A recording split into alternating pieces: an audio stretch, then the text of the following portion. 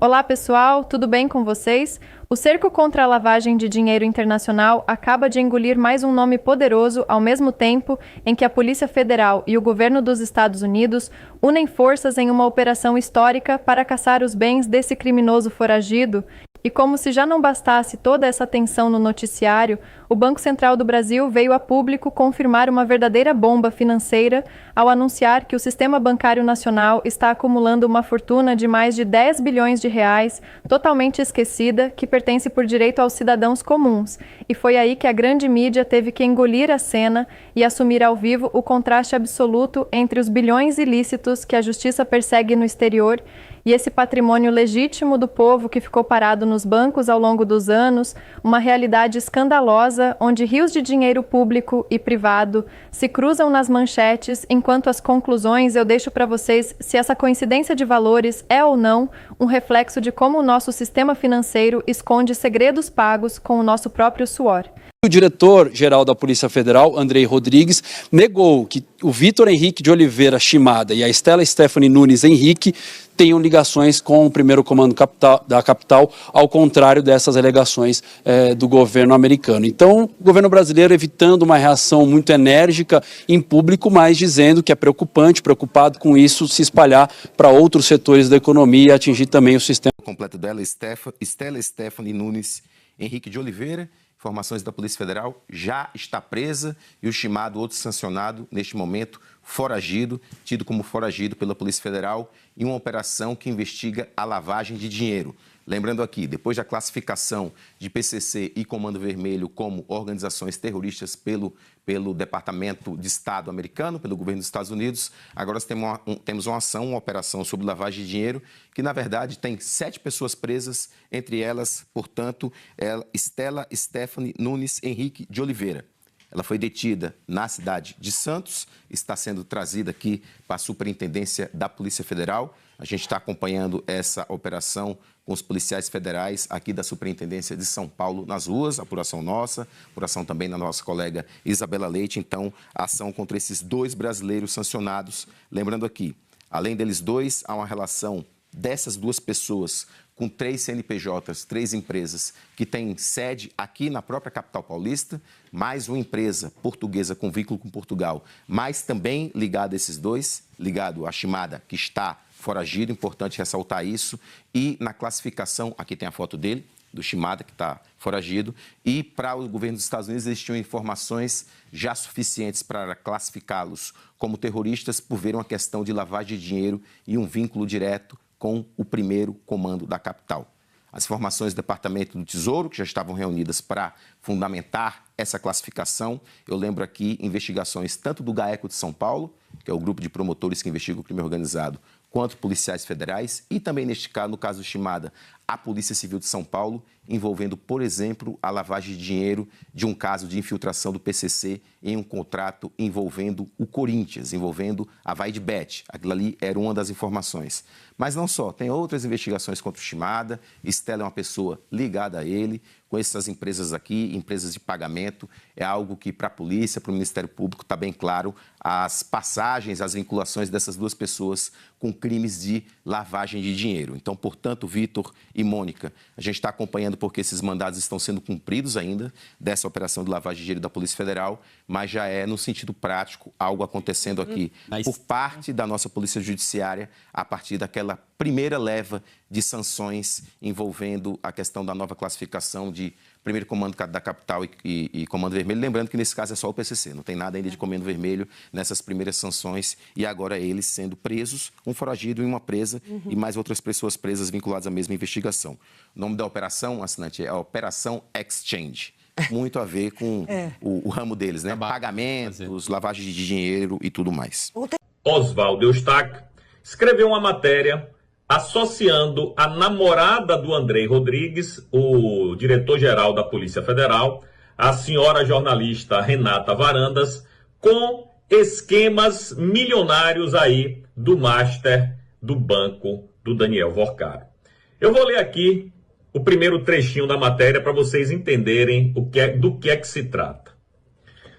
A jornalista Renata Varandas, apresentadora do programa Poder em Foco no SBT News, recebeu valores milionários da Ambipar, multinacional ligada ao esquema de corrupção envolvendo Daniel Porcaro e com contratos de quase R$500 bilhão com o governo Lula.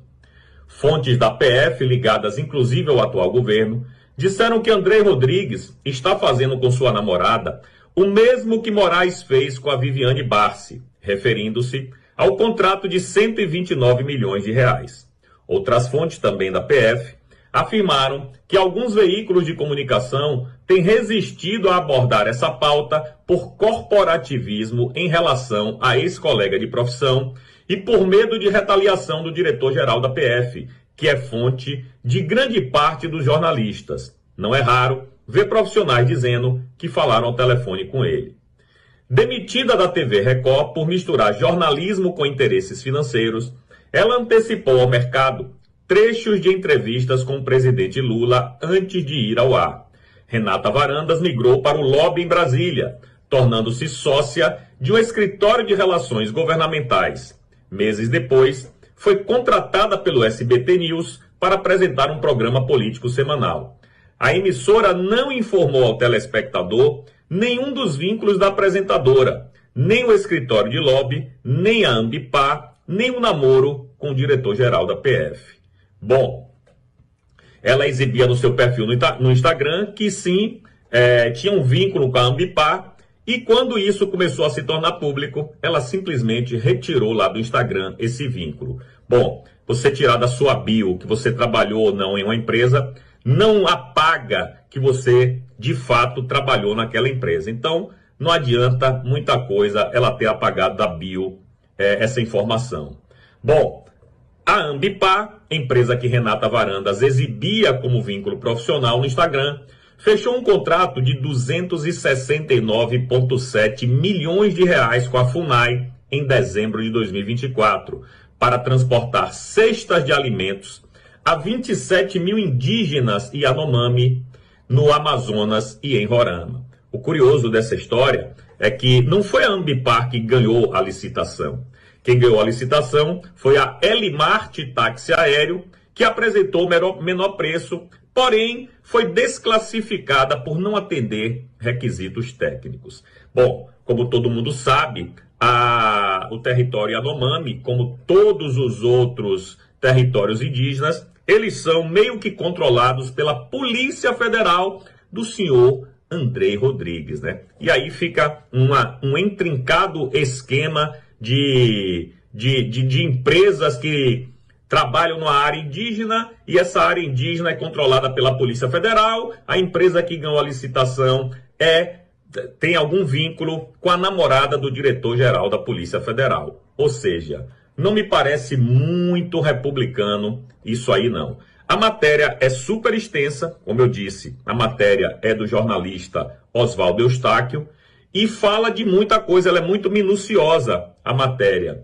Fala dos contratos, fala do esquema da CVM, fala da Ambipar, fala da carreira da Renata, né? Que foi por mais de 20 anos cobertura política em Brasília, passou pela Radiobras, TV Record, por quase 2 décadas e brevemente pela CNN. Foi demitida da Record em 2024.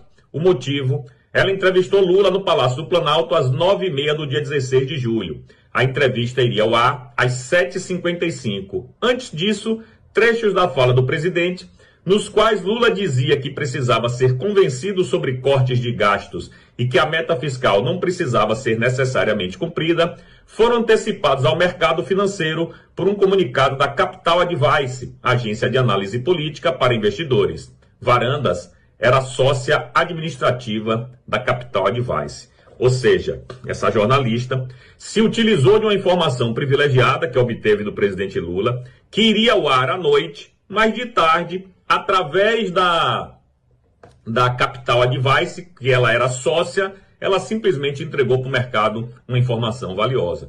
O que também não me parece ser uma das coisas mais republicanas. Enfim, alguma coisa precisa ser feita em relação a isso, né? Cadê o Ministério Público para investigar essas relações aí, talvez ou não, promíscuas, entre a namorada do Andrei Rodrigues, essas empresas, o governo Lula e a própria Polícia Federal?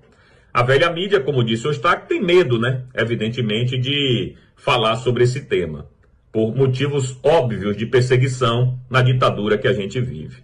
Mas é isso. Eu espero que alguém tome uma providência, né? Que pelo menos alguma autoridade, quem sabe até o ministro André Mendonça, resolva de fato fazer alguma coisa. Eu preciso compartilhar isso com você. Tem mais de 10 bilhões de reais esquecidos no Banco Central e a mídia tradicional não mostra que tem mais 6 brechas escondidas no sistema onde pode ter dinheiro seu. Tem gente que sacou mais de 23 mil reais que nem imaginava ter e por pouco não perdeu o prazo. Se você não quer fazer doação para esse governo esquerdista, precisa vir urgente, antes que tirem o seu direito. Tem brecha vencendo agora. Eu deixei o link aqui na descrição e um QR Code na tela para quem está vendo através da TV. Acesse agora e recupere o que é seu. É isso, meus amigos. Se vocês ainda não se inscreveram nos meus canais, o Didi News e o Didi RP2 no YouTube, por favor, se inscrevam lá. É isso aí. Você pode se inscrever. Sabe qual é o caminho, né? Didi News e Didi RP2 no YouTube.